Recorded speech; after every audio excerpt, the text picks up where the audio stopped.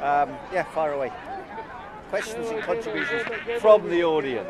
Could you tell us about your sex life, please? It won't take a second. The old ones are the best. How long have you been like this? The old ones are the best. Sorry, joke. I miss those days, actually. And then you reply something like, last time you got hard was when you put your penis in the freezer. Another one is, last time you was in bed when you was a woman was when you were in the maternity hospital. That's another one as well. There's so many. Where were you born and why? Old ones, yeah, I know that one. That's true. And it was actually when Brian or someone used to say that, because it was a standard thing. Now, are there any questions or contributions from the audience? And that was the thing. Where were you born and why? What are the four main causes of the failure of Russian agriculture? Spring, summer, autumn, or winter? One best has got to be, though, how long have you do been you like believe? Excuse me, as a communist, do you believe in the two-party system? One on a Friday night and one on a Saturday night. Boom, boom. People used to find these things very funny. But you've always back been when the Cold Marxist. War was still going on. But of course, now we're back in the Cold War because we're preparing for war against the enemy. Yes. Which is? Russia. Which is Vladimir. He's called Vladimir for a reason. It's like he impales it's people. like Vlad the Impaler. Yeah. Although I did see, and you can check this on YouTube yourself, I did see that Prince Charles, now King Charles, made a promotional video for the Romanian tourist board in which he explained that, actually I related to Vlad the Impaler. Vlad the Impaler.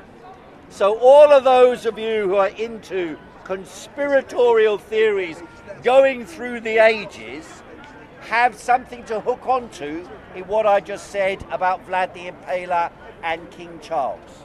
What I was saying was, I can't remember. What was I talking about? I can't remember what the actual subject matter was. I was just at a warfare. The Cold War and war. So, luckily for us, we've got someone as heroic as Keir Starmer in the lead in the country.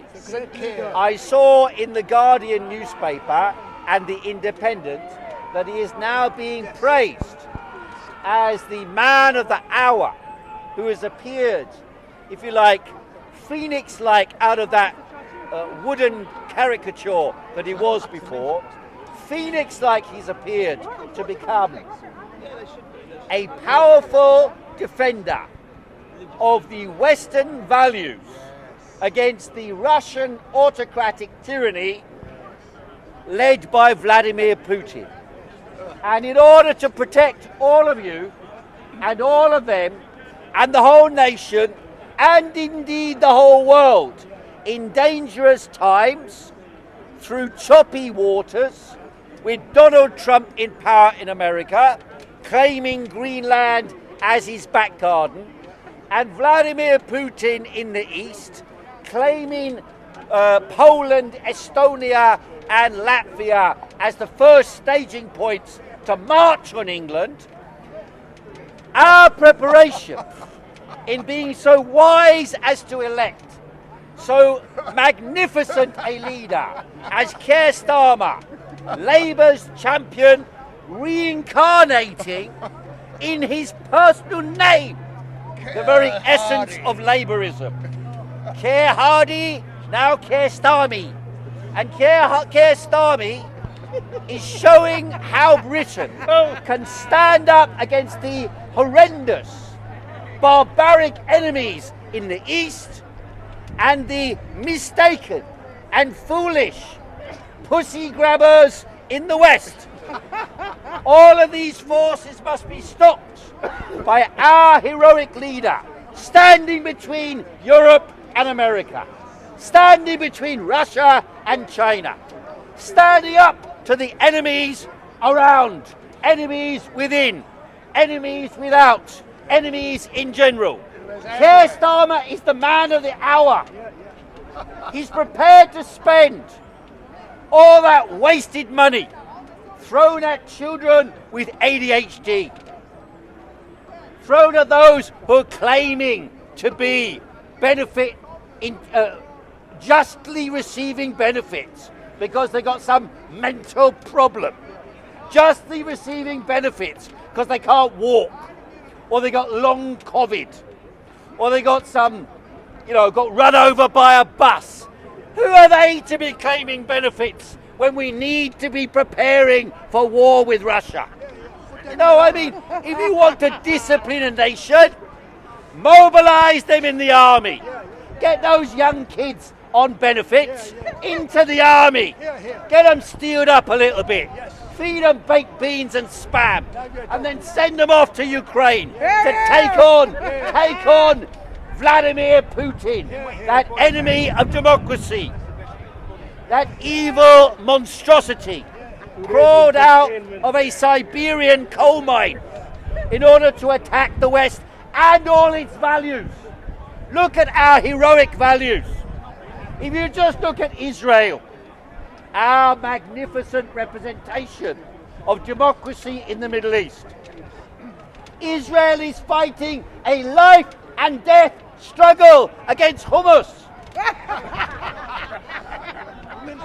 If you turn round and say, if you go to Stamford Hill and you say, I love hummus, you can go to prison for 14 years for breaking the law. They will declare some special agent on behalf of Israel will be skulking around on the demonstration about Palestine and whispering in a policeman's ear and saying, that person went to Stamford Hill, scared the Jewish community and said, I love hummus. And because he said, I love hummus, and the Israelis or the Jewish people in Stamford Hill, they're not used to the accent. They hear, I love Hamas. And because of that, you go to prison for 14 years in Britain. There are multiple people from the Jewish community who have been arrested recently. One of them recently was a Holocaust survivor himself, came out of Auschwitz, demanded by the police that he go in for an interview to explain his views. I was on a demonstration, accidentally there. I walked past Piccadilly Circus. There were all these people in hijabs and carrying these Palestinian flags, marching down the street. I went to Piccadilly Circus to protect myself with the Eros statue with its arrow. And there were 6 people standing there with a flag saying, descendants of Holocaust survivors, oppose genocide. Oppose genocide, they said. So I went to interview them. I had my camera. I put on my journalist hat. I said, I'm a journalist. Why are you here? Along came the police. 7 or 8 of them. One with a flat cap and a gold or bronze or silver star on his shoulder. To be respected, that means. He came over and he said, you can't do this. I looked around at him and I said, what do you mean we can't do this? And he was not addressing me, he was addressing the Holocaust survivor descendants against genocide. I mean, you couldn't get in the past, you couldn't get a more innocuous group, could you? Let's face it. Holocaust descendants against genocide. I mean, it's like saying, I hate hummus, they turned around, the policeman turned around and said, you're not allowed to do this. And then I asked them, officer, why are they not allowed to do this? They are Holocaust survivor descendants against genocide. Surely they have the right to free speech in central London in Piccadilly Circus. And then the Holocaust survivors against genocide were taken aback and worried they might be arrested. And they were, and then I was in mid interview, and then I turned my interview on the police officer. The police officer turned around and said, yes, the demonstration is marching down the street here. And there was a barricade here, we were standing here. And he said, they're going to march past here. But if you are part of that demonstration, you cannot be outside the exclusion zone. And the exclusion zone was you had to be down the road in Green Park.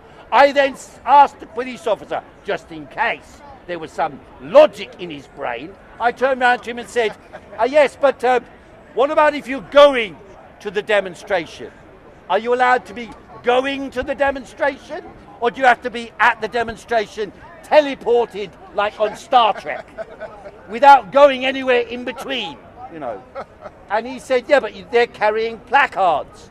And they had a little plastic thing like that saying, genocide survivors against Holocaust. And then, Holocaust survivors against genocide. Beg my pardon. I mixed up my Holocaust and genocide. Do not do that, because otherwise you'll be an anti, what is it? Anti-Semolina. You'll be an anti-Semolina-right.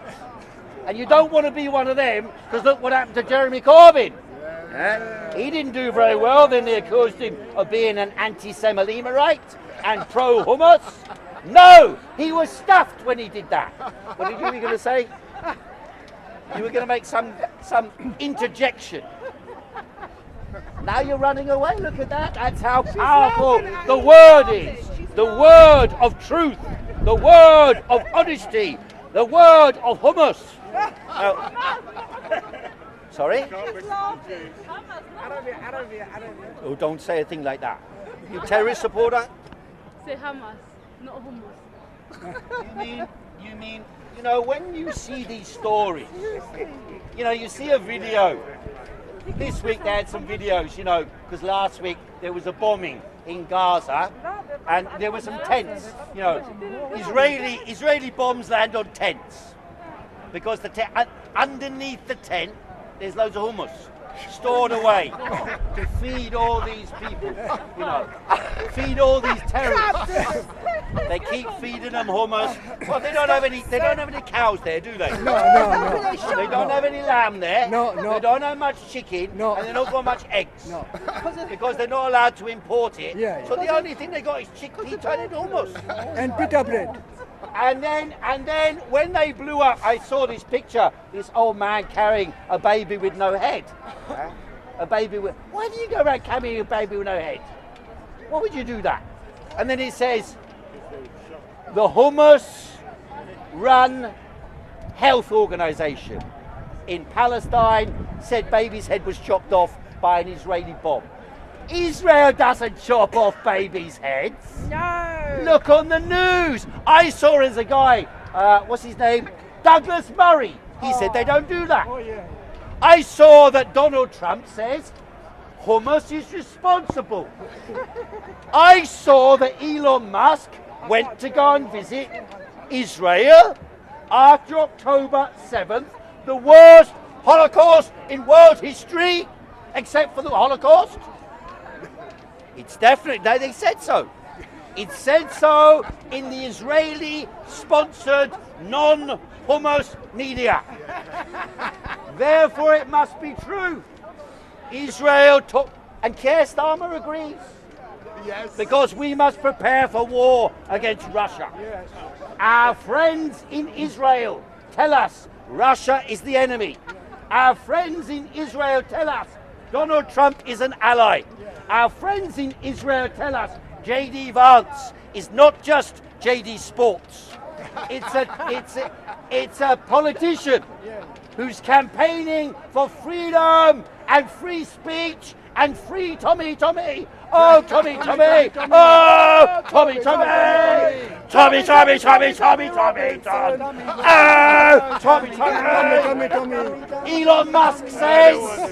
Elon Musk says, Tommy Robinson, the greatest fighter for free speech in history. I saw he was in court last week, and they said something I'd never heard before. I felt sorry for him. They said on the television, internet, social media, hummus, they said that Tommy Robinson is suffering in prison. He's suffering in prison. He's suffering in prison. 1 minute. Excuse me. What's this? You think we're in Parliament now? Order. You think you shout across the hall at each other and someone's going to bang a stave on the floor and shout, order, order? Guys, you're too funny. No. Now you start another one over there, eh? I asked that gentleman to leave the chamber. Or to remain silent for 20 minutes. Otherwise you'll lose the whip. And you know what that happens when Miss Whiplash lost the whip last time? I know how unhappy you were. Yeah. You were crawling around on the floor going, hummus, hummus, hummus, give me more hummus. Exactly, Ramadan indeed. So, apparently Israel is defending freedom in the Middle East. How do I know? Tommy told me. Tommy said they're trying to create Sharia law in those guys over there, you know, the ones who come from the mosque. They want to create Sharia law in England. You're all going to be subject to it. You're all going to marry all the boys, girls, ears closed. You're all going to marry 4 wives. That's how they get you. You know, Andrew Tate. That's what he says. First, he's got a pimp and a whole load of girls. Then he goes, oh no, I'm going to have 4 wives now. I don't need to pimp that anymore. I don't need a OnlyFans account for my girls. I can get another. And by the way, there are a number of intellectuals on board with this story. I remember seeing a tweet. The world is governed by the tweet. Long live the tweet. The world is governed by the tweet, and the tweet said it was a great intellectual of our time, probably the greatest thinker of our era. And his hallowed name is Doctor. He's got a doctorate. I got a doctorate so I could compete with these people. I got a doctorate just so I could compete with these great geniuses. Dr. Jordan Peterson. Tommy Robinson. So Dr. Jordan Peterson, you may have seen the interview with Dr. Jordan Peterson. He invited Tommy to sit next to him. And I'd never seen Jordan Peterson's wife before. But Jordan Peterson's wife was sitting there. She kept crossing her legs, uncrossing her legs, crossing her legs, uncrossing her legs, and looking at Tommy, like he's something to be eaten, like he's a piece of hummus in a packet from Whole Food store. Jordan Peterson, meanwhile, don't forget this, only eats raw beef. Raw beef. He has to have a slab of beef a day because he was suffering from serious delusion and illness, which made him cry every 5 minutes. Whenever you said, poor boy, sitting at home without a girlfriend, he burst out crying. Every time, sometimes you gotta see the boys who are on their own, who can't get a girl, who need to be someone like me. And he used to say, the first thing you need to do is clean your room. Second thing you need to do is wear smart clothes. Look like a man. Wear a proper suit. Have you seen the shit that guy's wearing nowadays? Have you seen the shit he's wearing? Pink jacket that side, purple jacket that side, green trousers with flowers on them underneath, and a butterfly tie. And that's supposed to be normal. That's the guy who says Israel's okay. We must follow Israel because it's not. And he said on Twitter, when October the 7th happened, and our hero and your hero, Netanyahu. Netanyahu. Who's the hero? Netanyahu. Netanyahu, when he said he's going to bomb the smithereens out of these human animals to be destroyed in Gaza, when he said that, Jordan Peterson, intellectual of our age, the greatest thinker in the history of man, he came out and he said, go get them, Israel. Go get them, Israel. Now we have 50,000 ghosts in Gaza. 50,000 ghosts, 35,000 odd women and children, many with their heads blown off. Oh yeah, but what about the babies in the oven? What about them? What about the women raped by hummus? What about them? That's what they say. Release, Donald Trump says, release the hostages or I'm going to make you into a hotel. That's what he said. I'm going to make you into a Riviera and a swimming pool. And we'll be swimming in your blood. That's what they're talking. That's actually how you think I'm being mad and surreal. That's how they're talking to you. But because it all gets filtered through X and YouTube and Facebook and the news channel, you get it. Hummus? What about rape? What about all those Pakistani rape gangs? Oh, Tommy! Pakistani rape gangs, Muslim rape gangs, conquering our country, occupying our land. London has fallen. Oh, Tommy! Tommy Robinson! Get him out! Muslim rape gangs. Yes, so I didn't finish this story about Tommy in prison. So I felt sorry for him this week because they posted this stuff and they said Tommy is in prison, isolated, which is a terrible thing, and suffering. He's unwell because he's got a drug abuse problem. So they said, I never knew he had a drug abuse problem. Would you have guessed it? I never knew. He never struck me as someone who takes drugs. Never. He probably should have taken drugs, but he never struck me as. I saw him like I saw lots of his videos. He even made one about me once. I'm so famous. He made one about me once, and he came on the video. He goes like this. It's the standard fare. They come on the video and he goes. And all these Pakistani rape gangs, all these Muslims coming over here, Sharia law, rape gangs, raping our country, raping our people, raping our women, raping our children. What the fucking are you doing about it? Right? And that's what I've seen on it. That's how he talks on his videos. So I never thought he was taking cocaine. It didn't look like that to me. But what do I know? What do I know?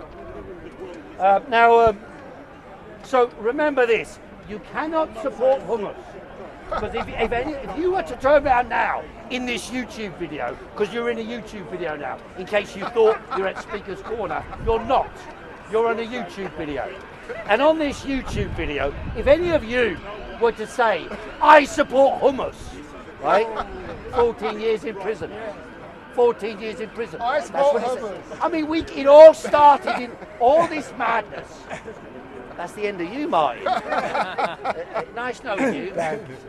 See you in 14 years' time. I remember coming to Speaker's Corner 5 years ago. 5 years ago. It's a long time in history, 5 years. But no one remembers it. No one remembers 5 years ago, do they? I do. What did you do in COVID? There he is. I was here. There he is, look at that man. COVID, yeah. COVID. He's here to remind you. I paid him. He's part of the game. He's part of the video. Part of the YouTube channel. Now he's going to storm off. I was here. Everybody's run away. Run away, they come chasing us. 80 police officers marching in like the Praetorian Guards, chasing us out the park. We played Benny Hill. When they come chasing us in the park, when they miss me, they grab someone else.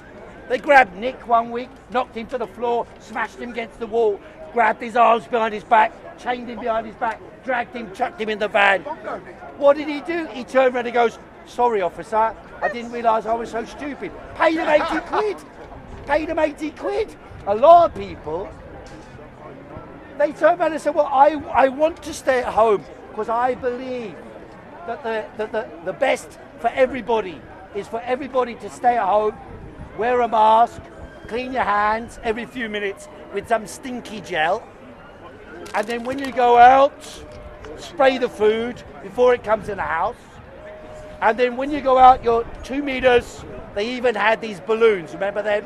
They had balloon you could put on your head, have 2 metre distance on the balloon, a circular balloon, so you keep away. If you wander around London today, they've still got signs on the floor. Signs on the floor. And it says, stand here, and then there's a 2 metre next one. And then you used to go to the supermarket like that. Those were the days, eh? Those were the days. British spirit. We were. Don't forget this. During COVID, we were fighting the virus. Yes. We were fighting a war against the virus. We were all together in solidarity on TikTok, fighting the virus from our home. And there were some people going, you leave your house, you plague rat. You're a plague rat. You left your house, plague rat. Report them. Someone was caught watching football with their friend. Yes, with their friend. Oh my God. Terrible. In fact, Priti Patel, who is everything except pretty, turned round and said, anyone who breaks the COVID rules should be treated like a terrorist. That's what they said. They should treat them like terrorists. And now here we are, finally free of disease. No one dies anymore. After all, no one gets the cold, no one gets the flu, no one gets COVID. Actually, I did find someone the other day who was taking a COVID test. Yeah. They had a runny nose, so they took a COVID test. And they said, thank God I haven't got COVID. I'm really sick in bed. I've taken 8 COVID vaccines. Thank God I haven't got COVID. But they were really sick. Yeah. But thank God it's not COVID they've got. Because if it was COVID, then it could have been serious. you might be treated like you got the plague, God knows what might happen. So now we've entered a new world.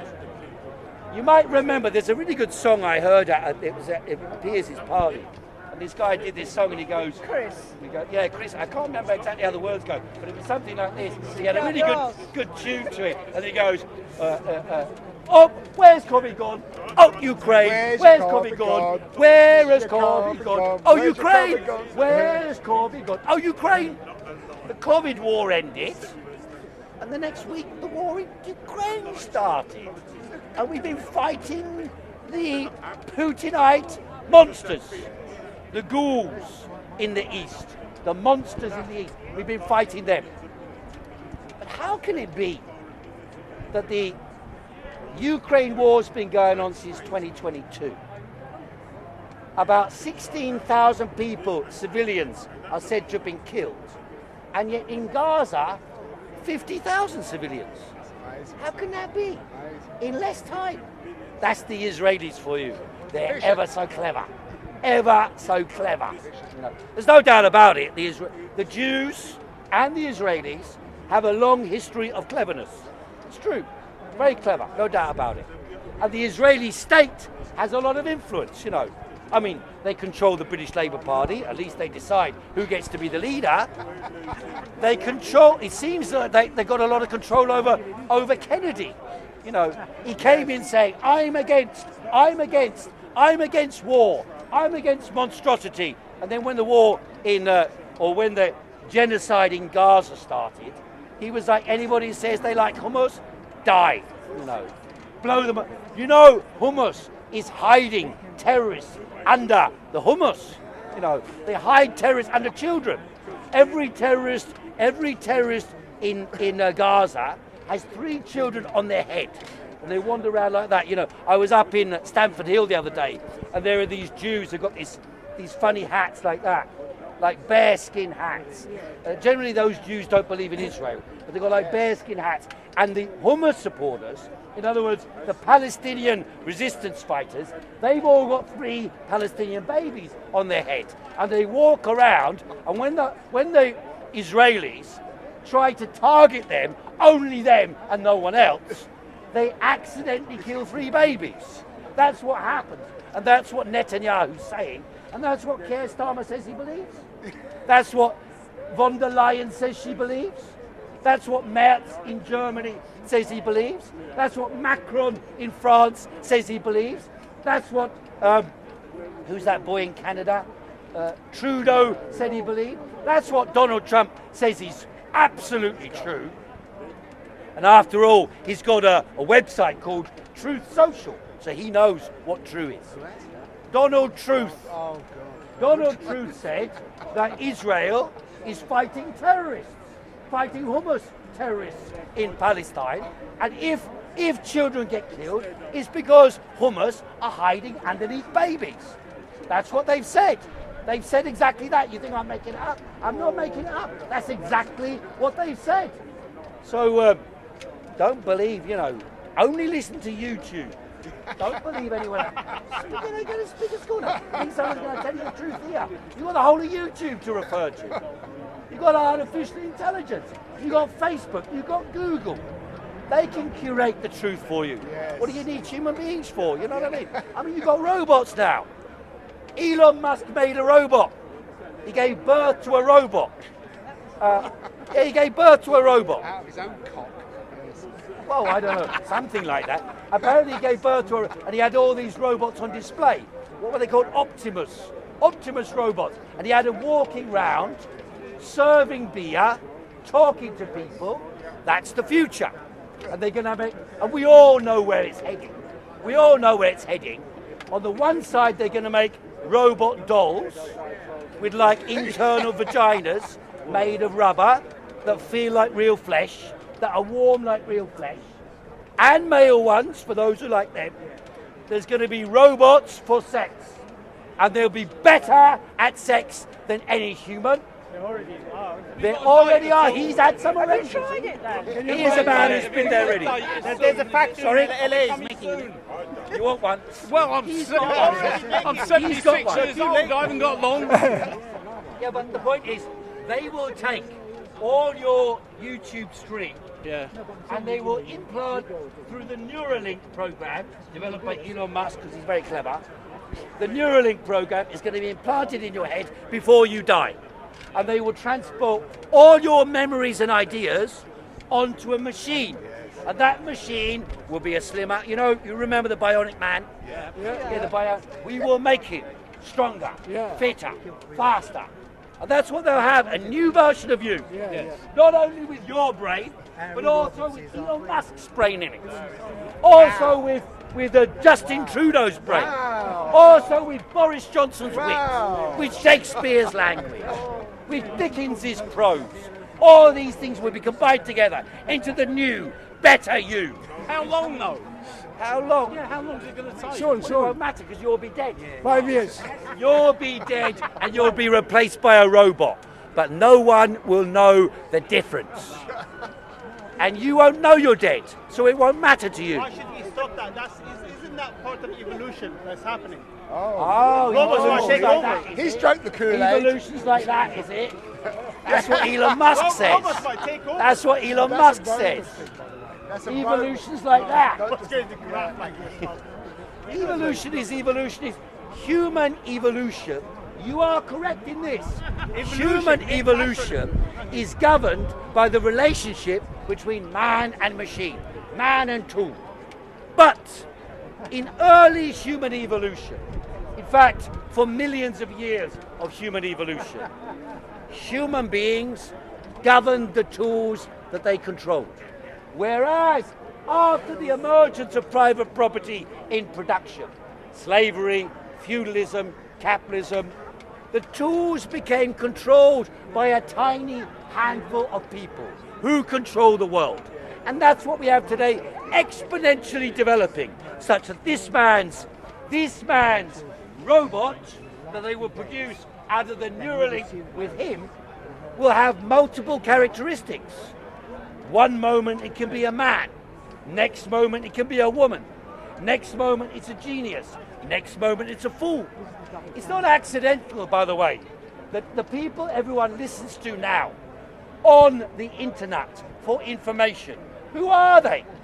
You look on the internet and who appears telling you the truth? They're comedians. You got what's his name? Joe Rogan. Konstantin Kirsin. Who else have you got?